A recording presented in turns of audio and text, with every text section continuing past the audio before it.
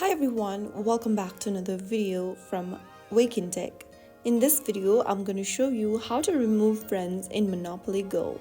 To delete or remove a friend in Monopoly Go, first of all, open up the Monopoly Go application and then from the home page, go ahead and tap on the Friends icon at the bottom right corner.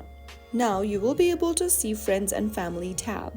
Go ahead and tap on the leaderboard option from the menu, and inside leaderboard, make sure you have selected friends. Now from the leaderboard option, go ahead and choose a friend that you want to remove from your friend list.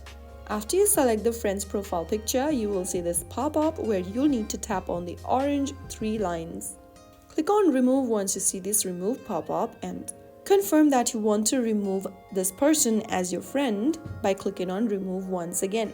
Right after you do that, you will then be able to remove the friend from your friend list.